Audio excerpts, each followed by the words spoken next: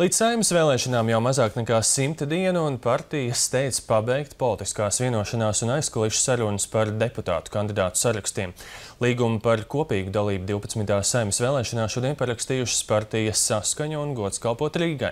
Deputātu kandidātu vidū būs gan esošie politiķi, gan bijušie, un arī tādi, kas vīlušies vienotībā. Tikmēr pašā vienotībā neapmierinātība izraisījusi Saeimas frakcijas vadītāja Dzintara Zaķa vēlme vēlēšanās kandidēt saraksta galvgalī no Latgales vēlēšana apgabala. Plašāk Madara Līcīte. Saskaņa un Gods kalpot Rīgai tandēmā jau vairākus gadus strādā Rīgas domē, un pirmo reizi sadarbība notiks arī kandidējot iekļūšanai parlamentā. Lielākais vairums deputātu kandidātu būs no Saskaņas, bet 20 no Gods kalpot Rīgai. Partija Saskaņa piedalīsies šajās vēlēšanās tieši kā partija, nevis kā daļa no apvienības Saskaņas centrs. Es aicināšu Saskaņa saraksta individuāla kārtā pārstāvjus no Socialistiskas partijas, tos kolēģis, kuri strādē, un tos biedrus, kuri strādē jau ilgus gadus kopā ar Saskaņas kolēģiem Saeimā. To izdarīšu. Es esmu arī aicinājis Saskaņa sarakstā piedalīties cilvēkus pārstāvjus no sabiedriskām organizācijām. Deputātu kandidātu vidū no Saskaņas būs arī Raimonds Rublausks. Iepriekšējās Saeimas vēlēšanās viņš kandidēja no Vienotības un bija viens no tās saucamās lietu sargu grupas pārstāvjiem. Katrā gadījumā es konkrēti vīlos šajos cilvēkos un kādā veidā viņi principā risina jautājumus.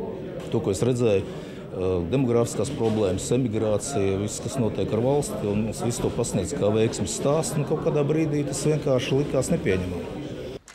Deputātu kandidātu vidū būs arī agrākie politiķi Kārlis Leiškons un Krišjāns Pēters. Savukārt vietas sarakstā nav atradusies līdzinējiem Saskaņas deputātiem Irinai Cvetkovai un Igoram Meļņikovam. Iespējams, Cvetkova netiek virzīta savu atklāti radikālo uzskatu dēļ, bet Meļņikovs daudz prosaiskāku iemeslu dēļ.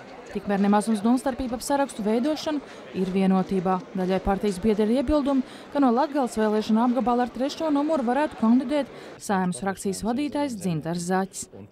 Atsevišķi biedri no Latgales jau paguvuši par to runāt ar premjeri, lūdzot nepieļaut Zaķa iekļaušanu kandidātu sarakstā. Viņš ir Gazprom lobētājs, kad viņš bija pret gāzes tirgus liberalizāciju kopā ar Smiltēnu kungu. Tas bija pirmais. Otrais, viņš bija ātro kredītu kompāniju lobētājs. Faktiski viņš uzstājās tagad nesen pret šo kompāniju patvaļu ierobežošanu. Treškārt, viņš sakarā ar Ukrainas notikumiem uzstājās par Krievijas tā saucamo nekaitināšanu. Un ceturtkārt, viņam ir tomēr tāda paslikta reputācija sakarā ar nodokļu apiešanas speciālistu slavu.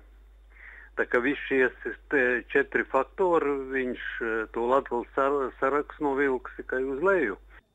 Pats Dzintars Zaķis šovakar uz panorāmas telefonu zvaniem neatbildēja. Piebildīsim, ka vienotība skaidrībā par sarakstiem varētu tikt šonadēļ, bet galīgais lēmums par deputātu kandidātu virzīšanu būs partijas domei. Madara Līcīte, Alvis Balodis, Latvijas televīzija.